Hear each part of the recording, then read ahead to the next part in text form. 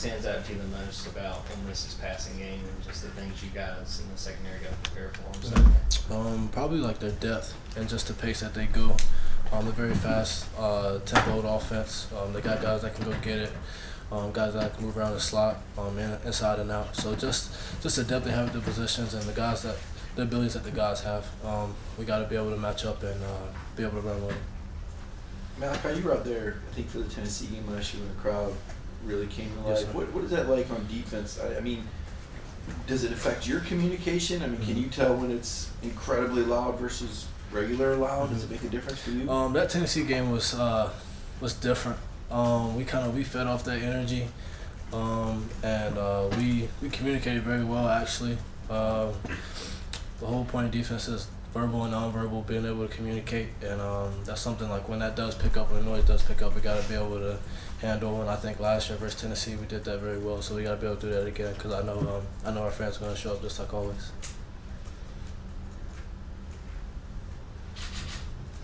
I'm sure you've had chances to watch Jackson Dart. Just your thoughts and comments on him as a runner more so than just his passing ability, his ability to extend and make plays with his legs. Right. I think he's very athletic. I think he's very smart.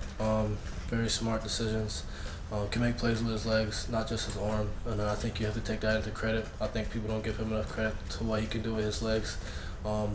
So just being able to keep him, have a spot on him, and be able to run with him, and just know what he's thinking, where he's going to be at. Yeah, I'm just curious what you've seen out of C.J. Allen and Rayleigh Wilson as they've developed this year, going into their first real extended first-team reps. What do you sort of tell them to either prepare them or maybe calm them down going into this, knowing they might have nerves? Kind of the same thing they told me when I first got here. No matter what level you get to, football is still football. Still 100 yards, still got to hike the ball, offense, defense, still the same thing. Just a faster tempo. So just go out there, have fun, and be able to trust your brother beside you. Especially when you come in as a freshman, I know it's not so easy and it's nerve-wracking. But if you can trust the guy beside you and have faith in him, and he's going to help you out, it makes it a lot easier.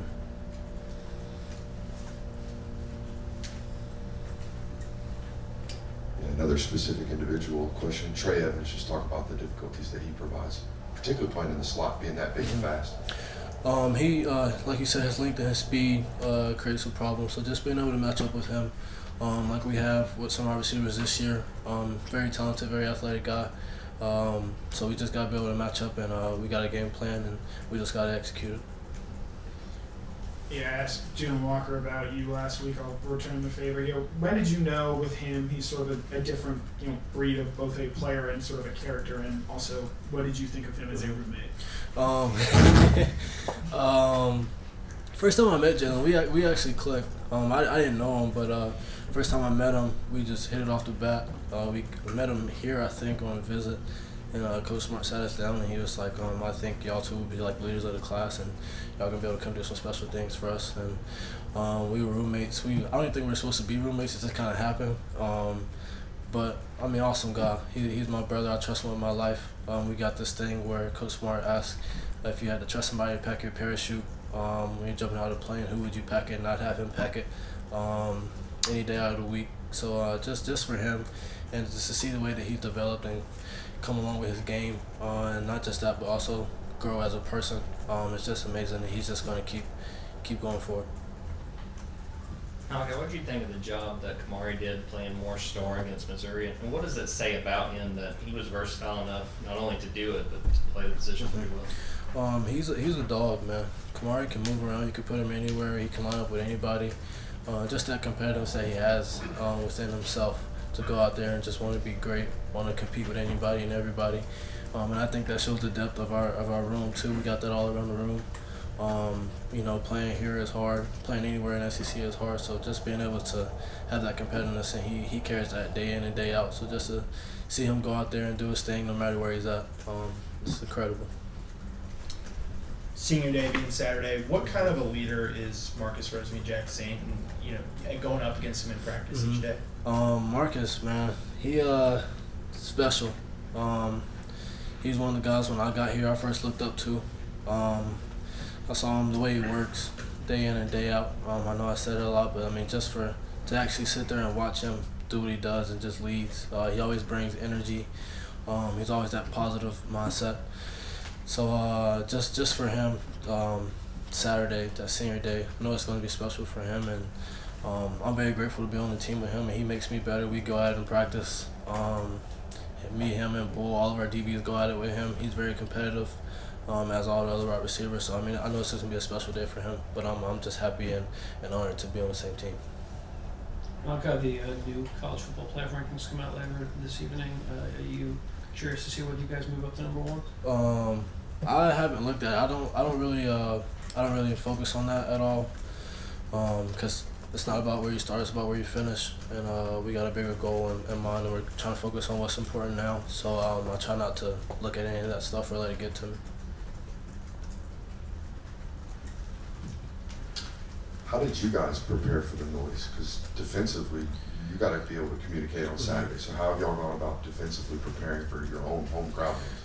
I say the speakers in the indoor, the crowd noise that we use in the indoor, just making it more difficult to communicate. They get very loud, so that's it helps a lot.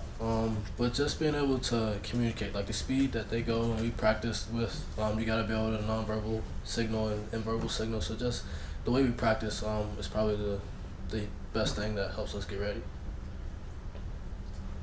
Kind of a two-part question for you, Malaki. So, excuse me, sorry.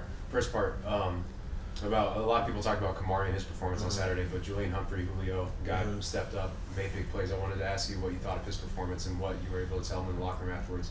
Second part, just your relationship with Dalen and Julio, because I know that you guys are all the same class and stuff like that. Would you trust him with your parachute too? Julio, man, he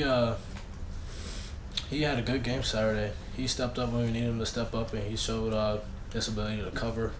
I mean, I'm very proud of him. We got a locker room, and he got the chain this week, I think, as he deserved it.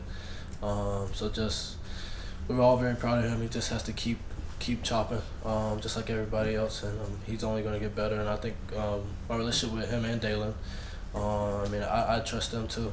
They always try to do the right things. They always try to move in the right direction, take the right next step. So I think those two and the connection that we have, especially in our class, and also coming from that DB room, is very special. Malaki, I noticed Ole Miss offered you that. I guess everybody pretty much offered you. But did you have any thoughts just in general about their program or Lane Kiffin or just maybe the personality of the team? Because we don't see Georgia get to play Ole Miss very much. I don't think they've played them since 2016. Right. No, not really. I gave it some thought, and I thought about it. But obviously, I'm from Georgia. I'm close to home. I took a lot of visits here, and it just always felt like home. So outside of that, there was really nothing much into it, just being where I wanted to go. You never follow any of the off-the-field stuff with Coach Kiffin and some of the other coaches in the league? No, sir. I really try not to look at social media a lot. It's not my thing, really. But I know some guys over there, and they love it. So, but this is home for me, and this has always been. You just talked about being close to home. I was wondering if you've made it out to a game at Jefferson so far, or if not, are you going to be able to go to any of the games on the state playoff run this year? No, I haven't. But I talked to a couple guys back at home to see how they're doing. And with our schedule, I don't think I'm going to be able to make it. But I'm wishing them the best of luck, and I know they're going to take care of business. Time for maybe one more. Anybody? So something about Coach Smart, like when we hear the mantras that you guys say and that he says, a lot of it revolves around staying in the present moment. I was wondering if there was a shift when you came here about being more present, because there's expectations from us in the future. There's talk about the past national championships, but most of the things you guys talk about is being in the present moment. I was wondering if from high school to coming here, you kind of saw the shift, not just in football, but the rest of your life, just staying in the present moment. Honestly, I'd say it probably hit me during fall camp when I first got here. Which is kind of a long way down the road considering I got here in the spring. But I mean, one of our big things is be where your feet are at. Because if you look too far ahead on a trip, if you look too far behind, you're gonna miss what's in front of you. And I think me being able to be where my feet at and just focus on the now has allowed me to do the things I need to do to be successful, not just in football, but on and off the field. And I'm just grateful for the opportunity that they've given me. Thank you. Appreciate it, Thanks, Malaki.